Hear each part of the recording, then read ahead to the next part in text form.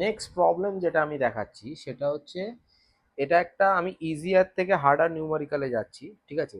তো ফার্স্টে কি বলেছে, find the elastic deformation energy of a steel rod of mass এত stretch by a tensile strain of 1 × 10⁻³ আচ্ছা, ইরোডোবের একটা প্রবলেম হচ্ছে এখানে অনেক সময় অনেক কিছু ডেটা দেওয়া থাকে না, মানে মেটেরিয়ালে, যেমন অনেক সময় অনেক বইতে আমাদের কি থাকে, বাল্ক মডিউলাস কত হয়, ইয়াংস মডিউলাস কত হয়, সেগুলো দেওয়া থাকে।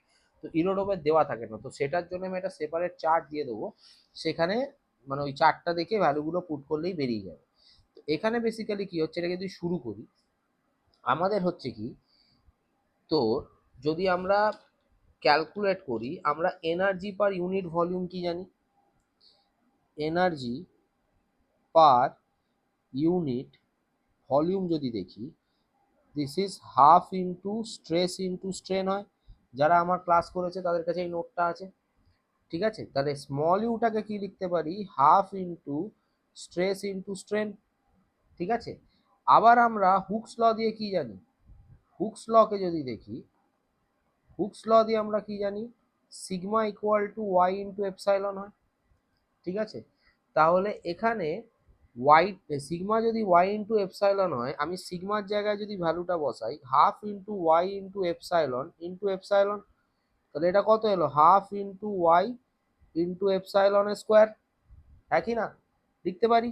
আবার আমরা জানি কি, density equal to mass by volume হয়, density equal to mass by volume হয়।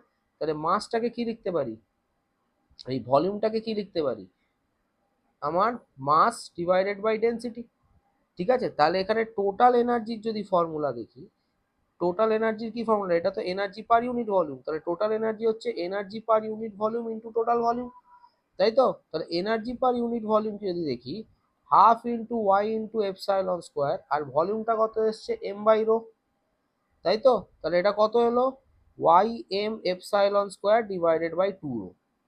আচ্ছা, মাস আমার দেওয়া, ঠিক আছে, এপসাইলন আমার দেওয়া, ডেনসিটি অফ স্টিল রডটা আর ইয়াংস মডিউলাস অফ স্টিল রডটা আমাদের জানতে হবে। ইয়াংস মডিউলাসটা আমি আপাতত বলছি 200 জিপিএ হয়, ঠিক আছে? আর ডেনসিটিটাকে একবার আমি চার্টে পাঠিয়ে দিচ্ছি শর্টে,